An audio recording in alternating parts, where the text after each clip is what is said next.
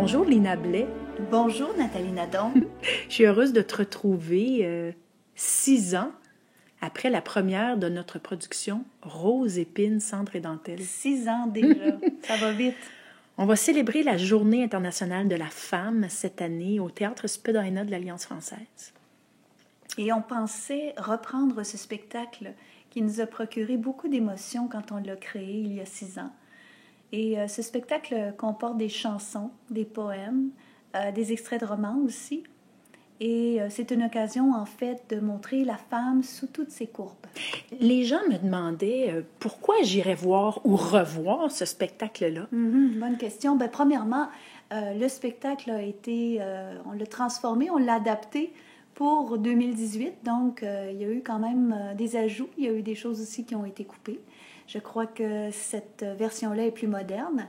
Et aussi, je crois que c'est une façon peut-être de pouvoir montrer la femme, célébrer la femme dans sa splendeur, dans sa misère aussi, dans sa tristesse, dans sa plénitude. Donc, il y a toutes sortes de différentes émotions qu'on va vivre à travers ce voyage-là.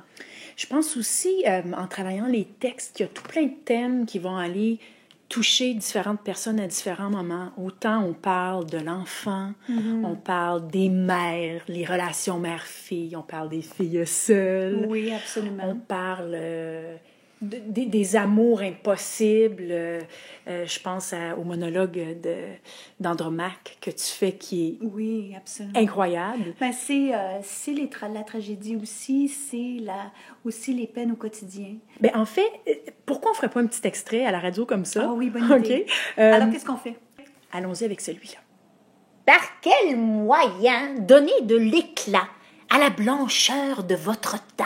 Prenez de l'orge que les cultivateurs de Libye ont envoyé par mer. Dépouillez-la de sa paille et de ses enveloppes. Broyez aussi de la corne vive du cerf, de celle qui tombe au commencement de l'année. Mettez-en 1/6 de livre. Puis 2 onces de gomme avec de la farine de froment de Toscane, sans préjudice de 9 fois autant de miel. Toute femme qui enduira son visage de ce cosmétique le rendra plus brillant, plus lisse que son miroir.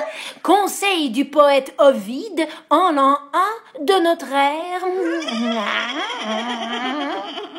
Alors, vous venez d'entendre un extrait d'Ovide qui s'appelle « L'art d'aimer ».